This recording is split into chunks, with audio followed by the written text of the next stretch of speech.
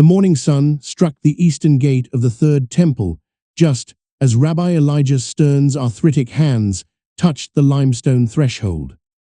He paused there, as he had paused every morning for 17 months, feeling the stone warm beneath his palm and wondering whether this warmth was ordinary thermal physics or something more, some echo of the divine presence that had once filled Solomon's temple, that had departed when Titus's legions burned the second temple to ash and rubble, that might, if the prophecies were true and his work was righteous, return.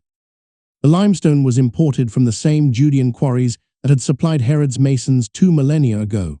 Rabbi Stern knew this because he had personally overseen the procurement, had walked those quarries himself despite his failing knees, had studied the geological surveys and the archaeological reports with the same meticulous attention he brought to Talmudic exegesis. Every stone in this edifice had been chosen with eschatological precision. Nothing was left to chance. Nothing was permitted to deviate from prophecy. And yet, he released the threshold and stepped inside, his footfalls echoing in the vast empty space. The temple was not yet fully complete, workers' scaffolding still clung to portions of the inner wall, and the court of the Gentiles remained half-finished, but the essential structure stood. The Holy of Holies had been consecrated. The sacred vessels, reconstructed from ancient descriptions, fashioned from materials that matched every scriptural specification, waited in their appointed places. The Levitical priests, their genealogies verified through mitochondrial DNA analysis and rabbinical documentation extending back 60 generations, had been trained in sacrificial rites that had not been performed since the year 70. Everything was ready, everything was perfect, everything proceeded according to the ancient texts. And yet, Rabbi Stern walked slowly through the court of the Israelites, his wire-rimmed glasses catching the morning light that streamed through the eastern windows. He was alone at this hour, as he preferred to be. The crowds would come later, tourists and pilgrims, skeptics and believers, camera crews and government officials. Later he would perform his public role, the learned rabbi, the distinguished scholar, the spiritual architect of the most audacious religious project in modern history. Later he would answer questions with patient authority, would quote Isaiah and Ezekiel with appropriate gravitas, would smile beatifically for the cameras and speak of faith and fulfillment. But now, in these quiet hours before dawn fully broke, Elijah Stern permitted himself to be simply an old man standing in a beautiful building, wondering whether he had spent 40 years of his life serving God or playing God. The question was not new. It had lived in his chest like a second heartbeat ever since the project began, growing louder with each stone laid, each ritual item fabricated, each prophecy systematically fulfilled. At first he had dismissed it as the enemy's whisper, the eternal tempter's attempt to sow doubt in fertile ground. Later he had rationalized it as healthy humility, the proper hesitation of any man undertaking work of cosmic significance. But recently, especially since the arrival of the secular benefactors with their unlimited funding and their peculiar insistence on certain technical specifications, the question had metastasized into something more disturbing. What if there was no difference between serving God and playing God? What if the distinction he had always assumed to be absolute was in fact merely a matter of perspective, of intention, of narrative framing? The thought was almost blasphemous, but it persisted. He reached the center of the court and stopped, looking up at the vaulted ceiling where craftsmen had reproduced the intricate designs described in Ezekiel's vision, cherubim and palm trees and flowers in bas-relief, all covered in beaten gold that caught the light like captured fire. Beautiful, perfect, dead. For that was the terrible secret he had discovered in these 17 months since the temple's dedication. Perfection was indistinguishable from emptiness. The building conformed exactly to prophecy, matched every scriptural measurement, incorporated every ritual requirement, and it felt like a museum, like a very expensive, very accurate reproduction of something that had once been alive but was now merely correctly preserved. Where was the presence? Where was the cloud of glory that had descended when Solomon dedicated the first temple? Where was even the modest confirmation, the small miracle, the whisper in the night that would assure him, *Yes, my servant, You have done well, you have prepared the way." There was only silence, magnificent, architecturally stunning silence. "Rabbi Stern." Elijah turned. Yosef Mizrahi stood in the entrance to the court, a short, compact man with a full black beard and the intense eyes of one whose faith had never been troubled by doubt. He wore the traditional black coat and hat despite the climbing heat, and he held a worn leather folder under one arm. "Yosef, you're early." "The morning watch." Mizrahi approached, his face alight with the perpetual enthusiasm that Elijah both envied and found exhausting. "I came to review the preparations for Shabbat. The Kohen Gadol wishes to confirm the sacrifice schedule." He paused, studying Elijah's face with sudden concern. "You've been here all night again?" No, just since dawn," Elijah gestured vaguely. "I find the quiet conducive to thought." "And prayer, God willing." "Yes, and prayer." Mizrahi set his folder on one of the stone benches that lined the court. The crowds were extraordinary yesterday, over 15,000 visitors, and the donations. He pulled out a sheet of figures, beaming.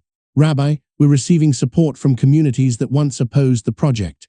Even some conservative and reform congregations are beginning to acknowledge what we've accomplished. The impossible has become possible. Prophecy is being fulfilled before the eyes of the world."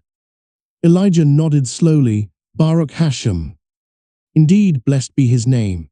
Mizrahi's enthusiasm was undimmed, and the geneticists confirmed another Levitical lineage yesterday, a family in Yemen who can trace their line back to Aaron himself. This brings us to 47 confirmed priestly families. 47, Rabbi, the restoration is not merely architectural. The people are returning to their ancient roles. The threads of history are being woven back together. "Yes," Elijah said, "yes, they are." Something in his tone made Mizrahi pause. "You seem troubled, Rabbi. Is something wrong with the preparations?" How to explain, how to voice the doubt that gnawed at him without sounding like he questioned the very project to which he had devoted half his life. Elijah chose his words carefully. "I wonder sometimes, Yosef, about the nature of our work here. The prophets spoke of the temple being rebuilt, yes, but they also spoke of it being rebuilt by the Messiah himself or in the days immediately preceding his arrival. We have anticipated that timeline somewhat." Mizrahi frowned. "We've prepared the way as commanded. Prepare ye the way of the Lord, make straight in the desert a highway for our God." We are the voice crying in the wilderness, Rabbi. That is not anticipation, that is obedience. Perhaps. Elijah removed his glasses and cleaned them with a handkerchief, a habit that bought him time to think. But when does preparation become presumption? When does facilitating prophecy become forcing it? "Never," Mizrahi said firmly, "because prophecy cannot be forced. If we were acting contrary to God's will, would he have permitted us to succeed? Every obstacle has fallen away, Rabbi. Every impossibility has resolved itself. The Muslim authorities who control the Temple Mount agreed to shared sovereignty, something everyone said was impossible. The international community, which condemned every previous attempt to even discuss temple reconstruction, has remained silent. The funding appeared exactly when needed. The craftsmen with the necessary skills emerged as if from nowhere. The political winds shifted precisely when required." He stepped closer, his voice dropping to an urgent whisper. "These are not coincidences, Rabbi Stern. These are confirmations. God is making a way where there was no way. We are his instruments, not his obstacles." Elijah wanted to believe him. God knew, literally, how desperately he wanted to believe. The alternative was too terrible to contemplate. That he had been played for a fool, that his genuine faith had been weaponized by forces he didn't understand, that the prophecies he had studied his entire life were being perverted into a script for some agenda he couldn't perceive. "You're right," he said finally, replacing his glasses. "Forgive an old man's morning melancholy. The work itself is evidence of its righteousness. I should not doubt what God has clearly blessed." Mizrahi's relief was palpable. "We all have moments of uncertainty, Rabbi. It's the weight of the responsibility. But look," he gestured around the court, his arm sweeping across the golden walls and intricate stonework. "Look at what we've accomplished. And this is only the beginning. The Kohen Gadol says that once the daily sacrifices resume in full, Once the smoke of the offerings rises as it did in ancient days, the world will see that the God of Israel lives and acts. Jew and Gentile alike will witness the restoration of divine order. Jew and Gentile alike, Elijah repeated softly. There was something about that phrase that troubled him, though he couldn't identify why. The prophets had indeed spoken of the nations flowing to Jerusalem in the last days, of the Gentiles acknowledging the God of Israel. This was proper. This was as it should be. And yet, the benefactors, Elijah said abruptly, the consortium that provided the final funding, they contacted you as well. Mizrahi hesitated. They sent a liaison, yes, last week. A Mr. Chen, he wanted to discuss technical specifications for the live streaming infrastructure. Apparently they're coordinating some kind of global broadcast initiative to ensure that the resumption of temple worship reaches the widest possible audience. I didn't understand all the details, networks and satellites and such, but the intention seems noble. Why do you ask? I'm not certain. Elijah walked to one of the windows and looked out over the Temple Mount, where the dome of the rock's golden cupola gleamed in the strengthening sunlight. That edifice had stood for 13 centuries, a testament to Islamic civilization's resilience and faith. The compromise that allowed both structures to coexist had been hailed as a miracle of diplomacy. Perhaps it was. Perhaps everything was exactly as it appeared. They asked me about timing, Elijah continued, still gazing outward. Mr. Chen was very specific about coordinating the temple's full dedication with certain astrological configurations. He mentioned solar eclipses, planetary alignments, significant dates in multiple religious calendars. He spoke like a man who was orchestrating an event, not facilitating worship. Isn't all worship orchestrated to some degree? Mizrahi's tone was cautious now. We have liturgical calendars, appointed times, prescribed rituals. Perhaps he simply wants the dedication to occur at an auspicious moment when it will have maximum impact. Maximum impact on whom? For what purpose? For the glory of God, surely. Rabbi, what are you suggesting? Elijah turned from the window. I'm not suggesting anything. I'm merely questioning, as a scholar must question, as any man of faith must question when he finds himself becoming comfortable. Comfortable? Mizrahi looked genuinely confused. Rabbi, we've fought for decades against impossible opposition to build this temple. What comfort have we known? The comfort of certainty, Elijah said quietly. The comfort of seeing our efforts succeed exactly as planned. The comfort of never encountering genuine obstacle, of watching every impediment dissolve precisely when required. It feels less like struggle and more like choreography. Mizrahi's expression shifted from confusion to concern. You sound like the secular critics who claim the temple is a political stunt, a manipulation of religious sentiment for some hidden agenda. You sound like the conspiracy theorists who see puppet masters behind every development. This isn't worthy of you, Rabbi Stern. No, Elijah agreed. It isn't, you're right. Forgive me, Yosef, I slept poorly, my thoughts are disordered.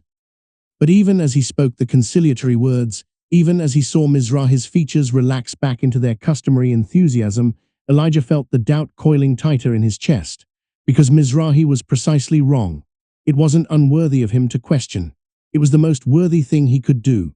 Faith that asked no questions wasn't faith, it was mere tribalism, ideology in religious garb, the surrender of conscience to comfortable narrative.